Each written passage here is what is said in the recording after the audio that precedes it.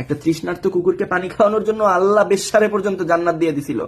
আর এই দেশে আল্লাহর বান্দারা সব একটা জীবন্ত কুকুর কিভাবে কুমিরের পেটে যায় সেটা দেখার জন্য দাঁড়ায় দাঁড়ায় ভিডিও করে।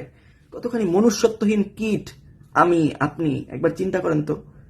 এই যে গায়ে লাগলো না, আপনারে কেন বললাম, আপনি কি করছেন চিন্তা করেন তো। শেষ কবে অ্যাম্বুলেন্সের শব্দ পিছে শুনতে পাইয়া রিক্সাওয়ালা আমার বলছিলেন, মামা রিক্সাটা একটু বাম পাশে চাপায় অ্যাম্বুলেন্সটা আগে যাইতে দাও। মনে পড়ে? মনুষ্যত্ব ভাই। রাস্তার কুকুরের উপর গরম পানি মারলে কুকুরটা যখন কুই কুই করে আপনার সামনে দিয়ে দৌড় দেয়, তখন কোন দিন ওই দোকানদার গিয়ে জিজ্ঞেস করছেন যে পানিটা কেন মারলো? রিক্সায় হুট তুইলা বৈশা ঢক ঢক করে এক বোতল ঠান্ডা পানি খাওয়ার পরে খ্যাক করে যখন মামারে বলেন, মামা তাড়াতাড়ি টানো তো, দেরি হয়ে যাইতেছে, একবারও রিক্সাওয়ালার কতটুকু গরম লাগে সেটা চিন্তা করছেন?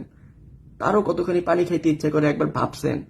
মনুষ্যত্ব ভাই, হিউম্যানিটি। কুষ্টিয়ার ওই যে পীর মাইরা ফেলাইছে বেটারে, ঠিকই করছে। শিরিক করে আল্লাহরে নিয়ে ফাইজলামি, কত বড় সাহস, তাই না?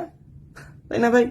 খালি চিন্তা করেন তো একবার, কুকুরটা যখন পানিতে পড়ছে, কুমিরটা আস্তে আস্তে দূর থেকে আসতেছে, যে কয়টা লোক ভিডিও করতেছে তাদের মধ্যে কয়জন মাজারে বসে খানজাহান আলীর কাছে জিনিসপত্র চাইয়া আসছে? ওগুলা শিরিক না? খানজাহান আলীর কুমিরের কাছে মানুষ মানত করে না যে কুমির তুমি আমার অমুক বাসনা পূরণ করে দাও, তোমারে আমি মুরগির মাংস খাওয়াবো? করে না মানত? ওগুলা শিরিক না? যে নবী মক্কায় মাটির পুতুল পূজা করা প্রত্যেকটা মানুষের মাফ করে দিতে পারে, সেই নবীর উম্মত হইয়া আপনারা পিটাইয়া মানুষ মাইরা ফেলাইতে পারেন। আর আমি এখন এটা নিয়ে কোনো কথা বললেই আমারে কইবেন, শালা তুই সেকুলারের বাচ্চা, ধর্ম অবমাননা লাগবে, তুই কি বোঝস? ভাইরে, ধর্ম মানতে গিয়ে আল্লাহর সৃষ্টি মাইরা ফেলাইতে হবে, এই ইসলাম তো আমার নবী শিখায় নাই।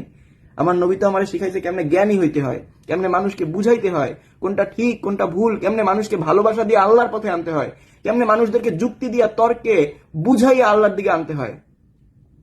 শাস্তি তো ভাই আল্লাহ দিবে কিয়ামতের ময়দানে। আপনি তো শাস্তি দেওয়ার কেউ না রে ভাই।